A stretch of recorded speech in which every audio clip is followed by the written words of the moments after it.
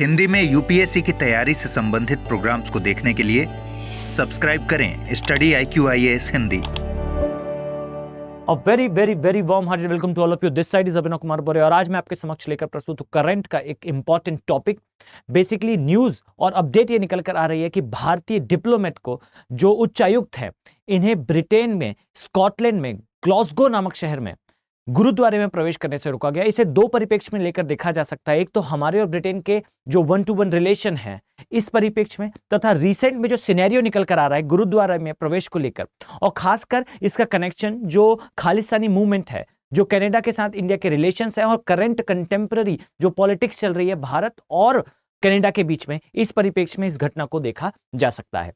Basically क्या है ये न्यूज? तो जैसा कि आप देख पा रहे होंगे मेरे पीछे, जो हिंदू में न्यूज आई है कि जो भारत के हाई कमिश्नर हैं, इन्हें ग्लासगो, ये एक सिटी है और मैं आपको बताना चाहूंगा कि ये जो सिटी है ये कोई नॉर्मल प्लेस नहीं है।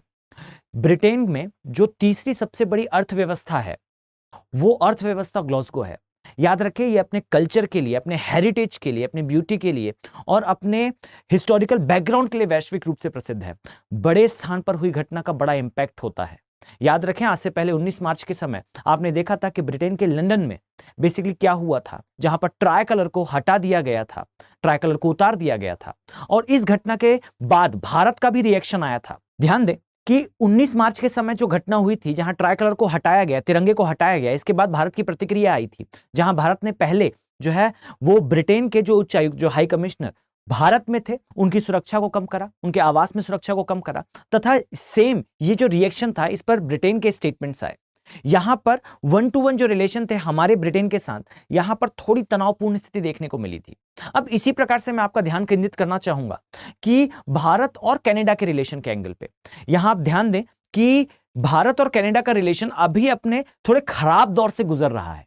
इस चीज को समझिए कि भारत और कनाडा के रिलेशन में जो खालिस्तानी एंगल है, बेसिकली अभी 18 जून के समय जो खालिस्तान टाइगर फोर्सेस, ये जो संगठन है, ये जो आतंकवादी गतिविधियों को एग्जीक्यूट करता है, इस संगठन के एक व्यक्ति का मर्डर हुआ, इनकी किलिंग हुई। और ऐसा कहा जा रहा है कनाडा की सरकार के द्वारा कि इस किलिंग के पीछे, इस मर्डर के पीछे जो है वो भारत का हाथ है, भारत की एजेंसियों का हाथ है। अब ये जो रीसेंट घटना है, इसे आप इन दोनों परिप्रेक्ष्य में देख सकते हैं। जैसा कि आप मेरे पीछे देख पा रहे होंगे, भारतीय उच्चायुक्त जो विक्रम दोराईस्वामी हैं, उन्हें प्रवेश से गुरुद्वारे में रोका गया। याद रखें, जैसा मैंने आपको इस सिटी के बारे में बताया, ग्लासगो ये ब्रिटेन की एक बड़ी अर्थव्यवस्था है। और याद रखिए, स्कॉटलैंड जो ब्रिटेन के अंतर्गत ही आता है, स्कॉटलैंड की सबसे बड़ी अर्थव्यवस्था, ब्रिटेन की तीसरी सबसे बड़ी अर्थव्यवस्था अपने कल्चर और हेरिटेज के लिए फेमस है। इसी प्रकार से याद रखें कि ये जो उच्चायुक्त थे, मैं आपका ध्यान केंद्रित इस बात पर करना चाहूंगा कि ये किसी पर्सनल मीटिंग के लिए उस गुरुद्वारे में नहीं गए थे। याद रखें कि ये बेसिकली इन्विटेशन, आमंत्रित किया गया था इन उच्चायुक्त को उस प्लेस पे, जिसके बाद उनका विजिट हुआ। और यहां मैं आपका ध्यान इस बात पर भी केंद्रित करना चाहूंगा कि ये जो उच्चायुक्त वहां विजिट पर गए आमंत्रण के बाद, याद रखें गुरुद्वारा की कमेटी का यह स्टेटमेंट है कि उन्हें आमंत्रण पर बुलाया गया था और उनका इस प्रकार के बिहेवियर के साथ कोई कनेक्शन नहीं है। यहां दो व्यक्तियों द्वारा, इंडिविजुअल, दो एंटिटीज के द्वारा जो है, दो व्यक्तियों के द्वारा जो है उन्हें प्रवेश से रोकने का प्रयास करा गया। इसके साथ यहां पर भारत ने अपना कंसर्न रेज करा है ब्रिटेन में कि भारतीय जो उच्चायुक्त हैं, जो अभी स्कॉटलैंड में अपने दौरे पर हैं, वो कंटिन्यूअसली प्रवासी भारतीयों के साथ टॉक पर हैं, यानी कि वो अभी बातचीत में हैं, अभी उस दौरे पर हैं। इस समय इनकी सुरक्षा बढ़ाई जाए, ये भारत की डिमांड है। इस चीज को ध्यान दें कि एक वर्ड होता है, जिस वर्ड पर मैं आपका ध्यान केंद्रित करना चाहूंगा, इस वर्ड को कहा जाता है, ये लैटिन वर्ड है बेसिकली, इसे कहा जाता है पर्सोना नॉन ग्रेटा। इसका अर्थ क्या होता है समझिएगा। पर्सोना नॉन ग्रेटा ये वर्ड इंडिकेट करता है बेसिकली नॉन वेलकम कंडीशन को, यानी कि इसका एग्जैक्ट अगर मैं हिंदी रूपांतरण करना चाहूं तो आप मेरे आतिथ्य के योग्य नहीं है, इस वर्ड को कहा जाता है। आपने पॉलिटी में इसके बारे में पढ़ा होगा, जहां पर राष्ट्रपति इस लाइन का यूज करते हैं एक लेटर में, जहां पर विदेश से आए हुए डिप्लोमेट को हम पूरे सम्मान के साथ अपने देश में वापस जाने के लिए जो है वो उस देश से डिमांड करते हैं, यानी कि जिस नेशन से, जिस देश से वो डिप्लोमेट बिलोंग करते हैं, उनको भारत के राष्ट्रपति एक लेटर भेजते हैं जिसमें मेंशन होता है कि जो एक्स नाम का डिप्लोमेट भारत में है उसे अपने नेशन में वापस बुला लिया जाए। अपने नेटिव कंट्री में वापस भेज दिया जाए। यहां ध्यान दें, पर्सोना नॉन ग्रेटा एक ऐसी कंडीशन होती है जहां डिप्लोमेट्स को उनके देश में उस देश के द्वारा भेजा जाता है जहां उन्हें बेसिकली नेटिव नेशन द्वारा भेजा गया था वर्क करने के लिए। यह ऐसी स्थिति सामान्यतः वर्ल्ड वॉर 2 के बाद देखने को नहीं मिली थी। अभी हम कनाडा और ब्रिटेन के कंडीशन में यहां तक तो नहीं पहुंचे हैं, पर हो सकता है कि ऐसी कोई स्थिति आए, तो इस वर्ड से, इस टर्मिनोलॉजी से अपने आप को जो है अपडेटेड रखें। पर्सोना नॉन ग्रेटा, इसका मतलब है आतिथ्य के योग्य नहीं है। इसका इंडिकेशन होता है बेसिकली उस डिप्लोमेट के जो विदेश से आया हुआ है उसे उसके देश में वापस भेजने से। ये लेटर बेसिकली लिखते हैं प्रेसिडेंट। और यहां ध्यान देने योग्य है कि अभी ऐसी स्थिति नहीं है, परंतु अपने आप को अपडेटेड रखें, अपने आप को इस बात से अवेयर रखें कि ये टर्मिनोलॉजी क्या है और किस प्रकार से इसका यूज होता है। इसी तरह से अगर हम आगे बढ़ें तो आप पाएंगे कि जैसा मैंने आपको अभी बताया कि ये जो घटना है, इस घटना को आप दो परिप्रेक्ष्य में देख सकते हैं। एक तो 19 मार्च के जो इवेंट हुआ था, जहां पर 19 मार्च को खालिस्तान के समर्थन में कुछ लोगों ने भारतीय तिरंगे को लंदन में हटाया था। जैसा मैंने आपको स्टार्टिंग में बताया कि बड़े स्थान पर हुई घटना का इंपैक्ट भी बड़ा होता है, स्थान का बड़ा प्रभाव होता है, प्लेस का बड़ा इंपैक्ट होता है। यहां समझिएगा कि लंदन में अगर कोई ग्रुप भारत के तिरंगे को हटाता है तो यह एक बड़ा मैसेज पास करता है, यह बड़ा संदेश देता है वर्ल्ड को कि खालिस्तान की डिमांड बढ़ रही है। अब यहां समझने योग्य बात यह भी है कि यहां जहां पर भारतीय उच्च आयोग के जो ट्राई कलर का एरिया था, उस एरिया तक इन लोगों की पहुंच कैसे थी, यह एक बड़ा क्वेश्चन है। इतने बड़े कार्य को करने की हिम्मत, इतने बड़े कार्य को करने का सपोर्ट कहां से आया, यह एक बड़ा क्वेश्चन है। यह क्वेश्चन मार्क इस बात पर भी लगाता है कि इस स्थान पर बेसिकली किस प्रकार से भारतीय एरिया की, भारतीय लोगों की सुरक्षा की गई। यह एक बड़ा इवेंट था जिसका रिएक्शन, जैसा मैंने आपको बताया, कि भारत की तरफ से भी आया। यहां ध्यान देने योग्य है कि भारत ने पूरे जिम्मेदार मैनर से, पूरे रिस्पेक्टिव मैनर से जो सुरक्षा अतिरिक्त दी गई थी उसे रिमूव करा था। यहां पर भारत का रिएक्शन आना काफी ज्यादा नॉर्मल है और यह रिक्वायर्ड भी है। याद रखें कि अगर इस पर भारत कोई रिएक्शन नहीं करता तो ब्रिटेन इस प्रकार की जो गतिविधियां हैं इस पर उतना ज्यादा फोकस नहीं करता, उतना ज्यादा ध्यान नहीं देता, और इस पर पूरे वर्ल्ड का ध्यान केंद्रित करने के लिए भारत का ये रिएक्शन आया था। इसी प्रकार से जैसा मैं मानकर चलता हूं कि आप अपडेटेड हैं कि मौजूदा समय में जो 18 जून के समय जो घटना हुई, इस घटना में जहां पर जो खालिस्तान के सपोर्टर्स थे उनका एक ग्रुप है, उस ग्रुप के एक व्यक्ति का जब मर्डर हुआ तो ब्रिटेन के जो पीएम है जस्टिन ट्रूडो, उनके द्वारा ये एलिगेशंस लगाए गए कि इस मर्डर में, इस किलिंग में बेसिकली भारतीय एजेंसियों का हाथ है। अब इसमें कहां तक तथ्य है, कहां तक आधार है, इस बात को आप इजीली समझ सकते हैं। भारत जैसा प्रिंसिपल गवर्न नेशन इस प्रकार की गतिविधियां कभी नहीं करता, ये वर्ल्ड परफेक्टली जानता है। और याद रखें कि वैश्विक पटल पर भारत की इमेज काफी जिम्मेदार राष्ट्र के रूप में रही है। हमने कोई भी ऐसा कार्य, कोई भी ऐसा कदम, कोई भी ऐसा इंटरवेंशन कभी प्ले नहीं करा जो इंडिकेट करता हो कि भारत अपनी पावर का या फिर अपने रिलेशंस का मिसयूज करता है। यहां पर ब्रिटेन के जो पीएम हैं उनके स्टेटमेंट्स भी आप देख सकते हैं, परंतु जो कैनेडियन पीएम्स हैं उनका काफी एंटी स्टेटमेंट रहा इंडिया के अगेंस्ट। ये भारत और कनाडा के रिलेशन को कंटिन्यूअसली डिक्लाइनेशन की तरफ ले जा रहा है। याद रखें कि इस घटना के दोनों एंगल्स हैं, एक खालिस्तानी मूवमेंट के साइड से भी आप देख सकते हैं और एक ब्रिटेन के साइड से भी हमारे डिप्लोमेटिक रिलेशन के फॉर्म में इसे देख सकते हैं। यहां पर आपको यह भी जानना होगा कि पर्सोना नॉन ग्रेटा की कंडीशन कब आती है।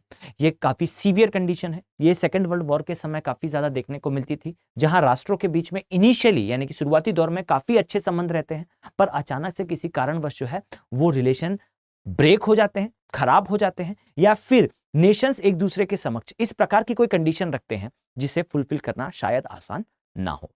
यहां पर एक बात आपको हमेशा याद रखनी चाहिए कि अभी भले ही ये कंडीशन नहीं है, पर ऐसी कंडीशंस आने पर एग्जैक्टली होता क्या है। अगर डिप्लोमेट्स, अगर किसी नेशन को ये फील हो कि सामने वाला जो होस्टिंग नेशन है वो देश जो है वो प्रॉपरली हमारे डिप्लोमेट्स को रिस्पॉन्स नहीं कर रहा, तो इस कंडीशन पे नेशन करते क्या है। या फिर हमें ऐसा अगर फील हो कि जो डिप्लोमेट फॉरेन से हमारे यहां आए हैं उनका रिस्पॉन्स, उनका बिहेवियर, उनका वर्क हमारे कल्चर के अकॉर्डिंगली, हमारे वर्क के अकॉर्डिंगली या हमारे इंटरवेंशंस के अकॉर्डिंगली नहीं है, तो उस कंडीशन पे कौन सी बात रखी जाती है, किस प्रकार से ये डिस्कशन होता है। तो याद रखें ये डिप्लोमेटिक टॉक होती है पर्सोना नॉन ग्रेटा।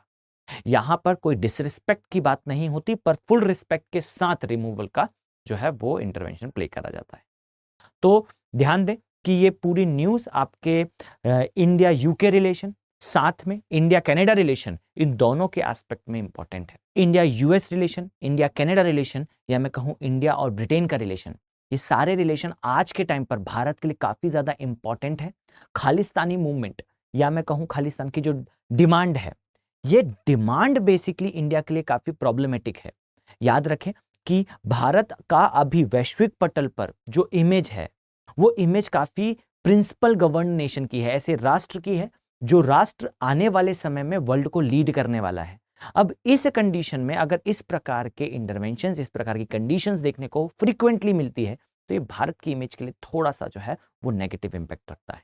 यहां मैं आपसे एक छोटा सा डिस्कशन इस बात पर भी करना चाहूंगा कि भारत रिसेंट एरा में कंटिन्यू ये लॉन्ग टर्म में प्रयास कर रहा है कि हमें यूनाइटेड नेशन की सिक्योरिटी काउंसिल में परमानेंट जो है मेंबरशिप मिले। अब परमानेंट मेंबरशिप के लिए भारत का अग्रसर होना, इसमें यह बहुत इंपॉर्टेंट हो जाता है कि इंडिया की एक्सेप्टेंस ज्यादा से ज्यादा देशों के साथ हो, इंडिया की एक्सेप्टेंस ज्यादा से ज्यादा कॉन्टिनेंट्स में हो।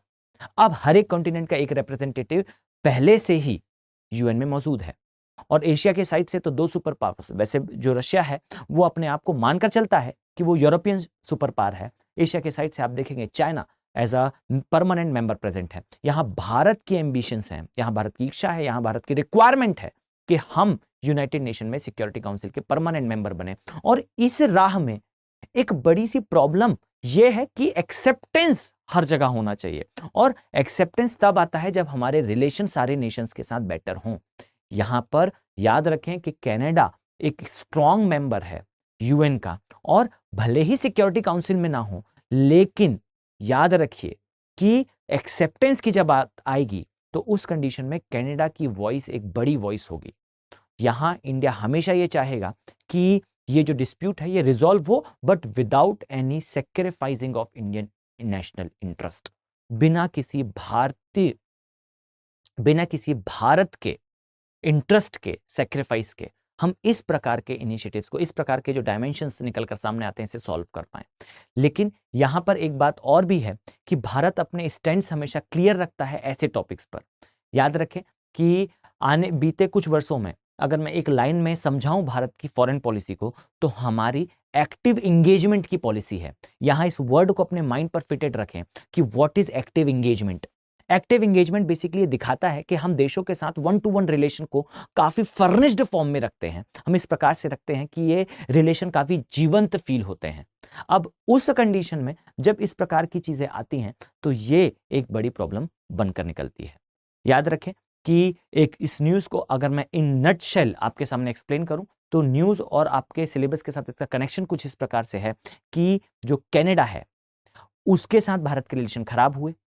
खराब होने के क्रम में ब्रिटेन में जो है हमारे ट्राइकलर को हटाया गया 19 मार्च में। 18 जून को जो है आपने देखा कि जो खालिस्तान के प्रोटेस्टर्स हैं उनमें से एक टेररिस्ट की जो है वो किलिंग हुई, जिसपे कनाडा के पीएम का ये एलिगेशन था कि इसमें इंडियन एजेंसीज का हाथ है। इसी के क्रम में एक घटना और आपको दिखाई देती है, स्कॉटलैंड के एक शहर में भारतीय उच्चायुक्त को जो है गुरुद्वारे में प्रवेश करने से रोका गया कुछ व्यक्तियों के द्वारा, ना कि गुरुद्वारा कमेटी के द्वारा, क्योंकि ये रिमार्केबल है कि गुरुद्वारा कमेटी ने ही आमंत्रित करा था। इसका मतलब ये है कि ये फॉर्मल विजिट जो था ये आफ्टर अ इन्विटेशन था।